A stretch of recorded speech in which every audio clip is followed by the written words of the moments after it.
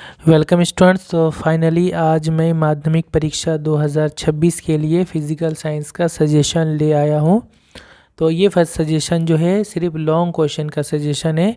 जैसा कि हमें पता है फ़िज़िकल साइंस में जो है वो 4 ग्रुप होते हैं, ग्रुप ए बी सी और डी। तो ये जो है ग्रुप डी का सजेशन है, यानी जिसमें टोटल जो है हमें 12 क्वेश्चन अटैम्प्ट करने पड़ते हैं और हर एक क्वेश्चन 3 मार्क्स का होता है। तो कुल मिलाकर ये टोटल 36 मार्क्स हो गए ग्रुप डी में।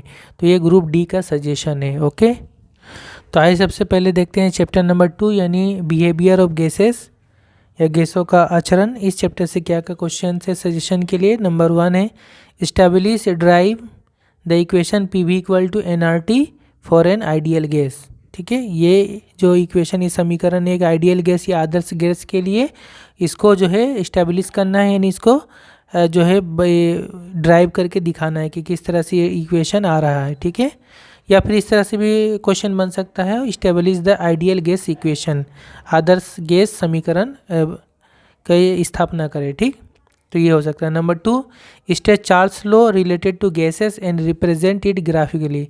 चार्ल्स का लॉ या चार्ल्स का नियम लिखना है और उसको ग्राफिकली दिखाना है, यानी भी वर्सेस टी का जो ग्राफ है वो ग्राफ भी बना के दिखाना है। नंबर 3 है what is absolute zero temperature. Absolute zero temperature क्या है?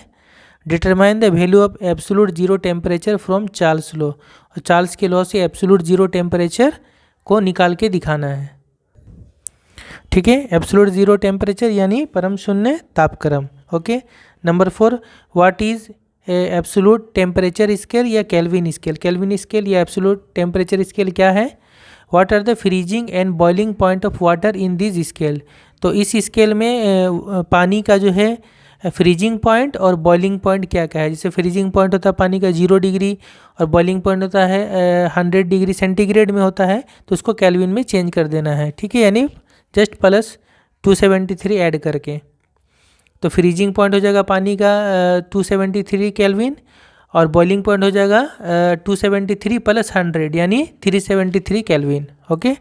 Number 5, explain the effect of pressure on the volume of a gas. किसी गैस के वॉल्यूम या आयतन में प्रेशर का या चाप का क्या इफेक्ट पड़ता है उसको एक्सप्लेन करना है। Write the SI unit of universal gas constant R. जो यूनिवर्सल गैस कांस्टेंट आर होता है इसका एसआई यूनिट लिखना है। ठीक है। Number 6, explain the effect of temperature on the velocity and pressure of a gas. A gas के velocity और उसके प्रेशर पर टेम्परेचर का क्या असर होता है, इस इफेक्ट को लिखना है। ठीक है। और नंबर 7 है state Boyle's law. When a balloon is inflated both its pressure and volume increase. Is Boyle's law violated here. तो यानी एक बॉयल का लॉ लिखना, नियम लिखना है। और एक जब एक बैलून को फुलाया जाता है तो उसका प्रेशर और वॉल्यूम दोनों ही इंक्रीज होता है, बढ़ता है। तो क्या यहाँ पे जो है बॉयल्स का जो लॉ है वो यहाँ पे वायलेट हो रहा है, यानी कि यहाँ पे उसका नियम जो है बॉयल का लॉ है उसका यहाँ पे उसके खिलाफ हो रहा है, ये इसको लिखना है। ठीक। नंबर 8 है last, what do you mean bye ideal gas. एक आइडियल गैस से तुम क्या समझते हो? State 2 reasons for deviation of real gases from ideal behaviour. और रियल गैस जो है वो आइडियल गैस या आदर्श गैस से किस तरह से उसका बिहेवियर जो है विचलन होता है, इसका 2 रीज़न लिखना है। ठीक है। अब आते हैं हम नेक्स्ट चैप्टर नंबर 3। तो केमिकल कैलकुलेशन से चैप्टर नंबर 3 रासायनिक गणना। तो पहला क्वेश्चन है how many grams of potassium chlorate is required to obtain the amount of oxygen required to burn 6 grams of carbon completely. ये सारा वैल्यू है और ये आंसर है। ठीक है।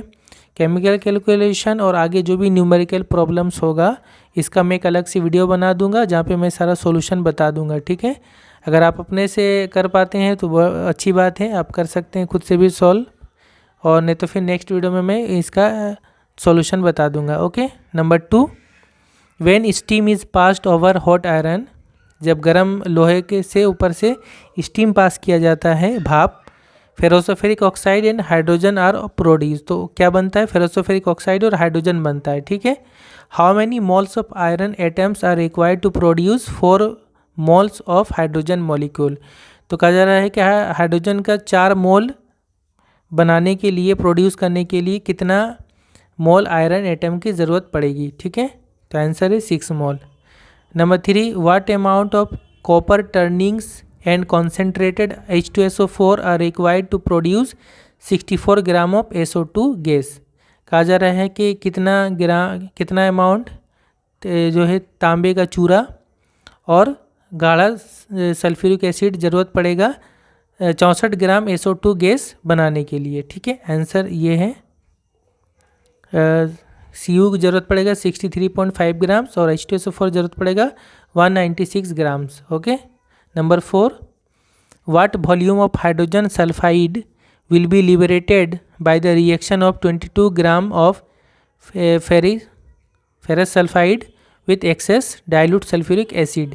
कहा जा रहा है कि 22 gram ferrous sulphide excess dilute sulphuric acid के साथ अगर रिएक्शन करता है तो कितना वॉल्यूम से हाइड्रोजन सल्फाइड गैस ये निकलेगा, ठीक है। आंसर होगा 5.6 litre.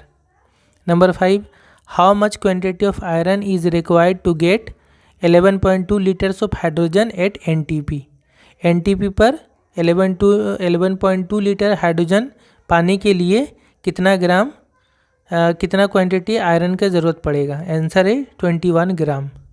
Number 6, how much weight loss will occur if 10 grams of calcium carbonate is heated vigorously in open air. यानी कहा जा रहा है कि अगर 10 ग्राम कैल्शियम कार्बोनेट को ओपन एयर में खुले हवा में अगर बहुत ज़्यादा अच्छे से हीट किया जाए, गर्म किया जाए, तो फिर कितना इसका वेट लॉस होगा। तो आंसर है 4.4 gram. Number 7, when 20 gram solid compound A is heated, जब एक कंपाउंड A जो 20 ग्राम है उसको अगर गर्म किया जाता है, हीट किया जाता है, 9 gram of another solid compound B and a colourless and odourless gas C are produce. तो फिर एक दूसरा सॉलिड कंपाउंड B बनता है और साथ में एक कलरलेस और एक ऑर्डरलेस यानी बगैर गंध का, बगैर महक का एक गैस जो C है जिसका नाम वो बनता है, ठीक है। The volume of the gas C produce at STP 5.6 litre. अब जो गैस C बना है वो है 5.6 लीटर है। Determine the molecular weight of C, तो C का मॉलिक्यूलर वेट कितना होगा। आंसर होगा 44। एंड नंबर 8 है, a gas has a density of 3.17 gram per litre eight STP पर किसी एक गैस का डेंसिटी जो है वो है घनत्व है 3.17 gram per litre. Find the molecular mass and vapour density of it, तो उसका मॉलिक्यूलर मास यानी अनुभार और उसका वेपर डेंसिटी यानी वाष्प घनत्व पता करना है। तो मॉलिक्यूलर मास होगा 71 और वेपर डेंसिटी होगा 36.5, ओके। अब आते हैं चैप्टर नंबर 4, थर्मल फेनोमेना या उष्मा की घटना। पहला क्वेश्चन इसमें है, determine the value of coefficient of volume expansion of a gas using Charles law. Charles के लॉ को यूज़ करके एक गैस का वॉल्यूम एक्सपेंशन जो है उसका कोएफिशिएंट को मालूम करना है, ठीक है। यानी गैस का आयतन प्रसार गुणांक, इसको पता करना, ठीक। Number 2, what do you mean bye apparent and real expansion of liquid. Liquid का एपरेंट और रियल एक्सपेंशन से क्या समझते हैं, ठीक है। यानी वास्तविक प्रसार और उसके साथ आभासी प्रसार, ठीक। हाउ आर दे रिलेटेड, वो एक दूसरे से कैसे रिलेटेड, यानी इक्वेशन लिखना पड़ेगा उसका। Number 3, why does an iron chair feel colder than a wooden chair both kept in same temperature in winter यानी सर्दी के मौसम में एक लोहे का चेयर और एक लकड़ी का चेयर अगर रखा जाए एक ही टेम्परेचर में, एक ही तापमात्रा में, तो फिर जो लोहे का जो चेयर है वो ज़्यादा ठंडा महसूस होगा, क्यों महसूस होगा, ठीक। या फिर ये सवाल ऐसे भी बन सकता है, और why does a carpet floor feel warmer than a stone floor during winter. सर्दी के मौसम में जो कारपेट का जो एक फ्लोर है, फर्श है, वो जो है वो एक स्टोन फ्लोर यानी जो स्टोन का फ्लोर है पत्थर का, उससे ज़्यादा वो अच्छा आरामदायक लगता है, वार्मर आरामदायक होता है, क्यों होता है। 4 है, what is thermal conductivity. Thermal conductivity क्या है, यानी उष्मा चालकता। On which factors heat conduction through a solid bar depends. एक सॉलिड बार है लोहे का सॉलिड, तो उसमें हीट कंडक्शन जो होता है वो किन किन फैक्टर्स पर किन किन चीज़ों पे डिपेंड करता है। Okay. Number 5, show by an experiment that thermal conductivity of different material is different. अलग अलग मटेरियल का जो थर्मल कंडक्टिविटी होता है वो अलग अलग होता है, वो एक एक्सपेरिमेंट से दिखाना है। ठीक। Number 6, mention 2 similarities between heat conduction and thermal conduction. Heat conduction और थर्मल कंडक्शन में 2 सिमिलरिटीज़ दिखाना है। ठीक है, समानता है। और name a non metal having high thermal conductivity. एक ऐसा नॉन मेटल का नाम लिखना जिसका हाई थर्मल कंडक्टिविटी होता है। इसमें कांच या गिलास इसका आंसर होगा। Number 7, right 1 advantage of expansion of each of A solid, liquid and gas. Solid, liquid और गैस का जो है एक्सपेंशन या प्रसार का एक एक एडवांटेज लिखना है, एक एक फ़ायदा लिखना है। आते हैं अब नेक्स्ट चैप्टर नंबर 5 यानी लाइट या प्रकाश। तो पहला क्वेश्चन है, show that for a spherical mirror F equal to R/2। ये सभी इंपॉर्टेंट क्वेश्चन है।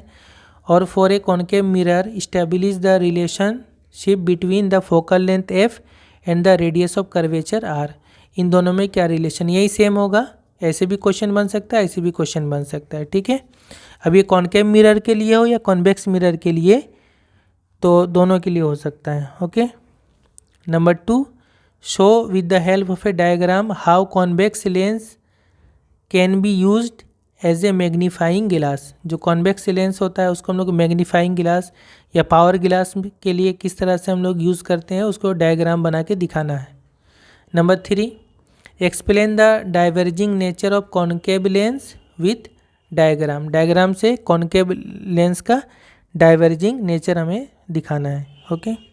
Number 4, explain the structure and working principle of a simple camera. एक कैमरा का वर्किंग प्रिंसिपल और उसका स्ट्रक्चर को एक्सप्लेन करना है। Number 5, write down the 2 laws of refraction of light. Light का रिफ्रैक्शन का 2 लॉज। ठीक है,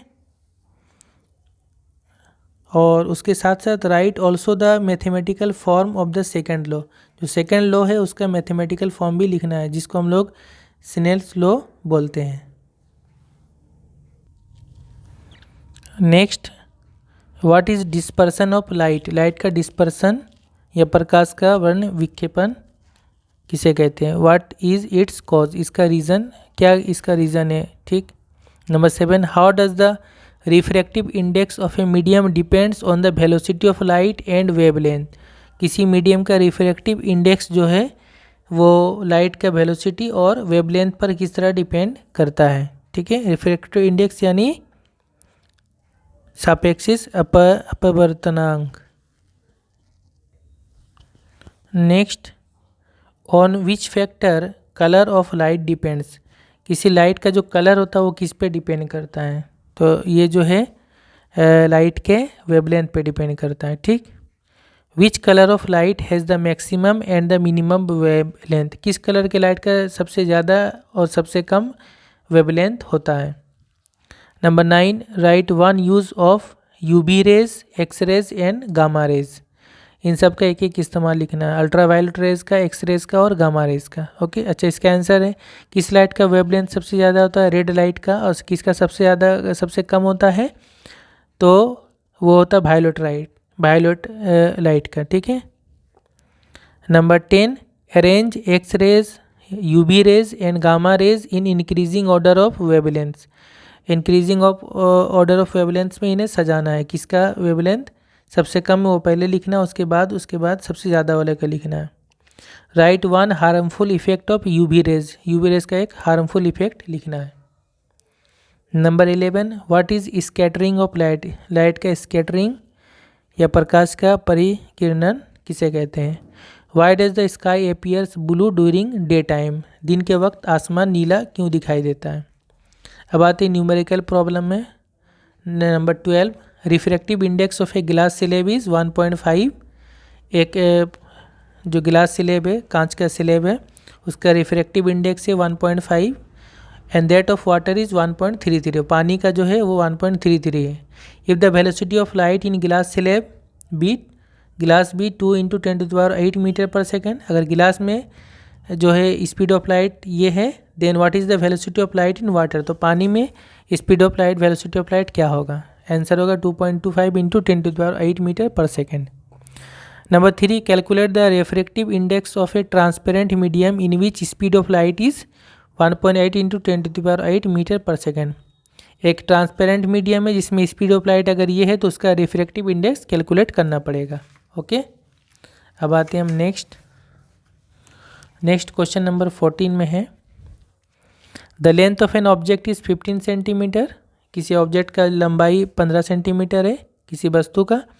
N image is obtain at a distance of 30 centimetre on other side of the lens when it is placed at a distance of 15 centimetre in front of the convex lens. अगर उसको convex lens के 15 metre सामने रखा जाता है उस object को, तो दूसरी तरफ उसका इमेज बनता है कितने दूरी पे, 30 सेंटीमीटर के दूरी पर बनता है। ठीक है, what is the linear magnification, तो उसका लीनियर मैग्नीफिकेशन क्या होगा, निरेखीय आवर्धन एंड द इमेज साइज, और इमेज का साइज क्या होगा, आंसर होगा 2 और 30 centimetre. Number 15, the refractive index of a medium with respect to air is √2, यानी हवा के रेस्पेक्ट में एक मीडियम का रिफ्रैक्टिव इंडेक्स √2 है।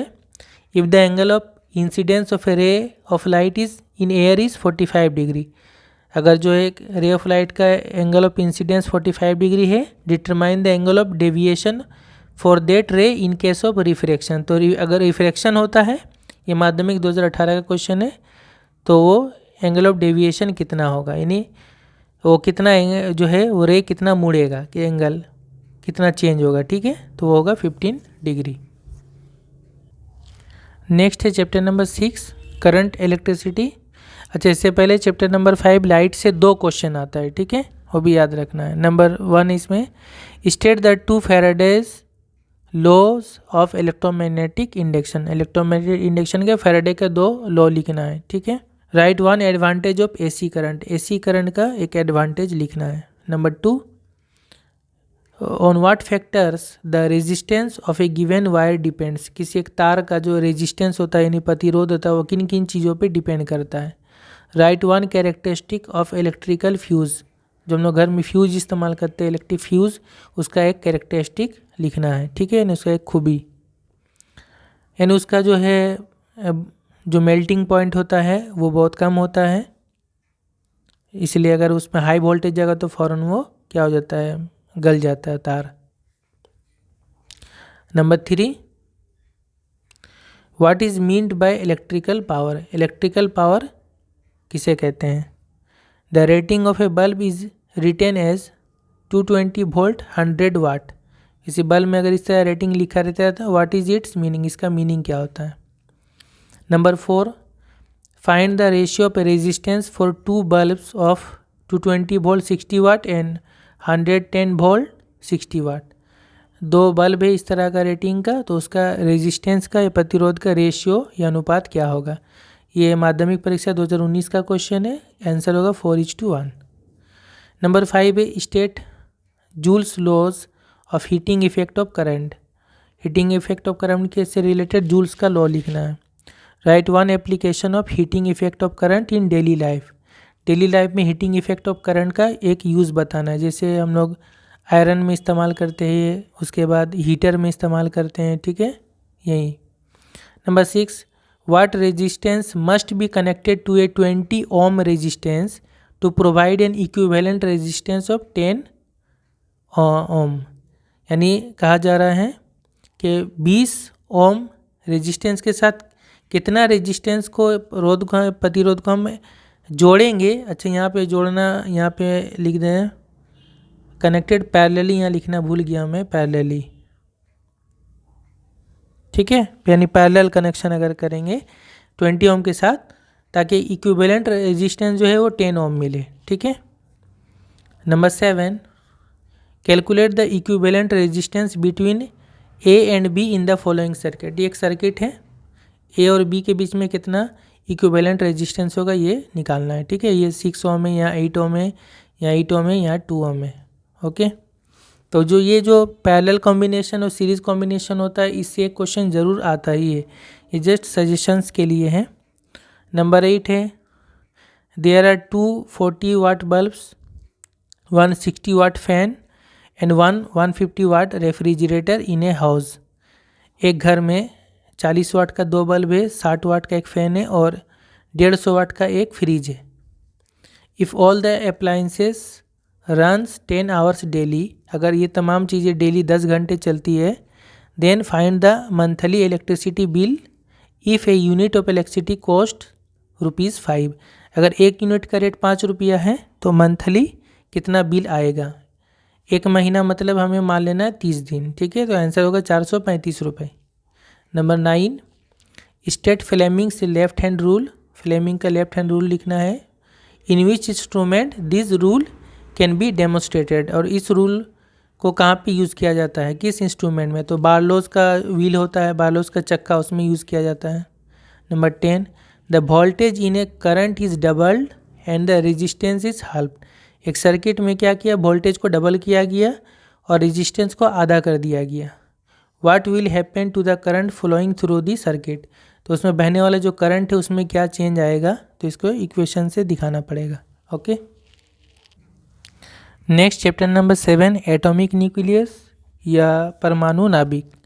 Number 1, right 3 characteristics of radioactivity. Radioactivity का 3 कैरेक्टरिस्टिक्स लिखना है, ठीक है, रेडियो सक्रियता का। Number 2, compare alpha beta and gamma rays with respect to mass, charge, ionising power, penetrating power and velocity. इन mass, charge, ionising power, penetrating power और velocity, इन सब के रेस्पेक्ट में जो है इन तीनों को कंपेयर करना है, यानी डिफरेंस लिखना है, ठीक है।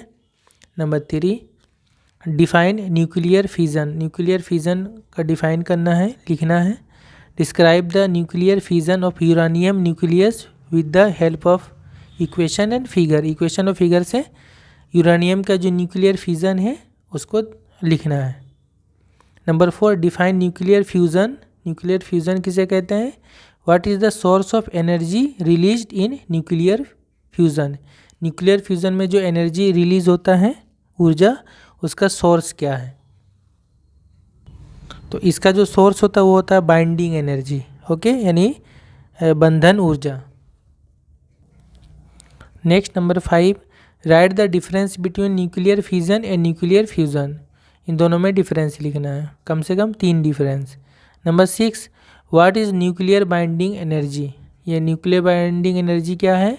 Write 2 applications of radioactivity. Radioactivity का 2 एप्लीकेशन या इस्तेमाल लिखना है। Number 7, if uranium 92-238 emits an alpha particle and a beta particle. अगर यूरानियम का एक न्यूक्लियस से एक अल्फा पार्टिकल और उसके बाद एक बीटा पार्टिकल निकलता है, then calculate the atomic and mass number of the new element. तो न्यू एलिमेंट जो बनेगा उसका एटॉमिक नंबर, उसका मास नंबर लिखना है। What is the source of energy in sun and stars. Sun, सूरज में, और स्टार्स में एनर्जी का सोर्स क्या है, तो ये होता है न्यूक्लियर फ्यूज़न। Chapter number 8। अब चैप्टर नंबर 8 का कई पार्ट है, तो पहला पार्ट है periodic table and periodicity of the properties of elements. तो पीरियोडिक टेबल का इंपॉर्टेंट क्वेश्चन होगा number 1, state Dobereiner's law of triad. Dobereiner का जो ट्राइड का लॉ है उसको लिखना है। Arrange chlorine, bromine, iodine and fluorine in increasing order of their oxidising power. Oxidising power के हिसाब से इन्हें अरेंज करना है इंक्रीजिंग ऑर्डर में, यानी कम से ज़्यादा की तरफ। Number 2, what is mean by electronegativity. Electronegativity किसे कहते हैं, यानी विद्युत ऋणांकता। How does it change from top to bottom in a group. एक ग्रुप में ऊपर से नीचे ये किस तरह चेंज होता है। Number 3, what do you mean bye periodic properties of element. Element का पीरियोडिक प्रॉपर्टीज से आप क्या समझते हैं। Give an example of property of elements which is not a periodic property. एक ऐसा प्रॉपर्टी जो पीरियोडिक प्रॉपर्टी नहीं है, तो इसका आंसर होगा रेडियो एक्टिविटी। रेडियो एक्टिविटी एक ऐसा प्रॉपर्टी जो कि पीरियोडिक प्रॉपर्टी नहीं होता है। Number 4, what is ionisation energy. Ionisation energy क्या है। Arrange lithium, rubidium, kalium and potassium and sodium in the increasing order of their ionisation energy. Ionisation energy के हिसाब से इन्हें सजाना है। नंबर 5 है the atomic number of 3 elements A, B and C are 6, 8 and 10 respectively. 3 अलग अलग element A B C, इनका एटॉमिक नंबर दिया गया है। Question number 1, which element has the highest electronegativity. अब इन तीनों में किसका सबसे इलेक्ट्रोनेगेटिविटी सबसे ज़्यादा होगा। Number 2, find the position of the element C in the periodic table. ये जो एलिमेंट सी है जिसका एटॉमिक नंबर 10 है, ये पीरियोडिक टेबल में कहाँ पर होगा, यानी किस ग्रुप और किस पीरियड में होगा। Which one is smallest in size, इन तीनों में किसका साइज सबसे कम होगा। ठीक। Number 6, how does the metallic property of elements change in a period from left to right. एक पीरियड में बाएं से दाएं तरफ एलिमेंट का जो मेटालिक प्रॉपर्टी होता है, धात होने का प्रॉपर्टी, वो किस तरह चेंज होता है। Write the reason for this change, और इस चेंज का रीज़न भी लिखना है। ओके।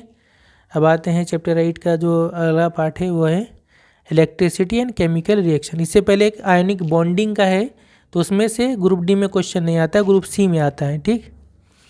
तो ये वाला आएगा इलेक्ट्रिसिटी एंड केमिकल रिएक्शन वाला। तो इसमें पहला क्वेश्चन है what do you mean by electrolysis. Electrolysis से क्या समझते हैं, यानी अपघटन। Write two practical applications of electrolysis. Electrolysis का 2 एप्लीकेशन या इस्तेमाल लिखना है।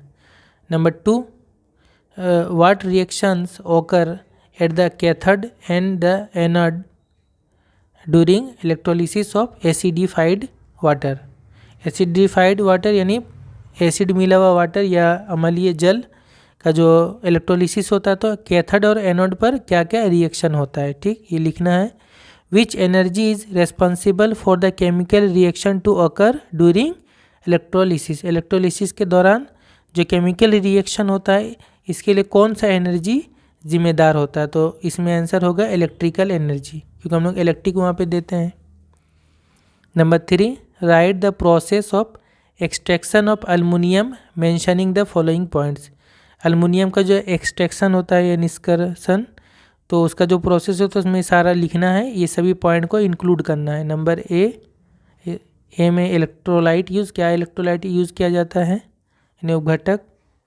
Number B electrodes use, electrodes यानी एनोड और कैथोड क्या क्या यूज़ किया जाता है।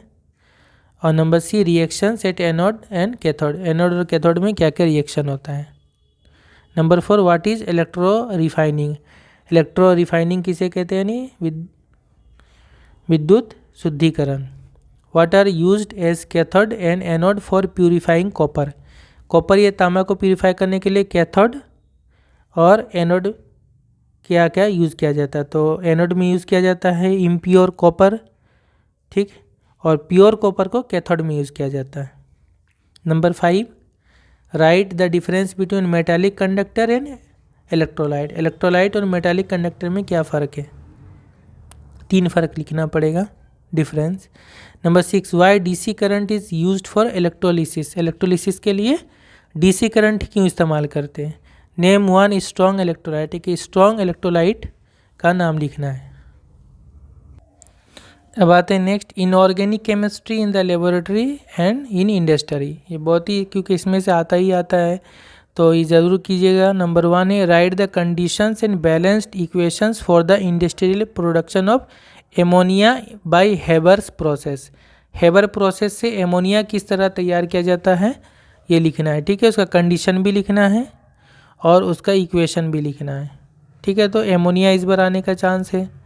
Number 2, write down with equations the process of industrial preparation of nitric acid by Ostwald process. यहाँ पे बाय होगा, ओस्टवाल प्रोसेस से नाइट्रिक एसिड किस तरह तैयार किया जाता है, इसको कैटालाइटिक ऑक्सीडेशन भी कहते हैं। ठीक है।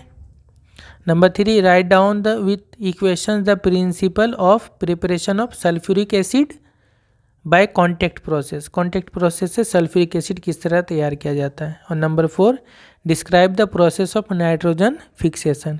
नाइट्रोजन फिक्सेशन का प्रोसेस लिखना है। लास्ट जो है वो ऑर्गेनिक केमिस्ट्री। ऑर्गेनिक केमिस्ट्री से पहला क्वेश्चन दूंगा, write the condition and equation for the reaction of addition of hydrogen to ethylene. Ethylene के साथ जब हाइड्रोजन का रिएक्शन किया जाता है तो उसका कंडीशन लिखना, इक्वेशन लिखना। या फिर ऐसे भी हो सकता है, convert ethylene to ethane, ethylene से इथेन किस तरह बनेगा, तो ये और ये दोनों सेम रिएक्शन है, ठीक है। Write one use of LPG, LPG का एक इस्तेमाल लिखना है। Number 2, identify A and B, A और बी क्या होगा।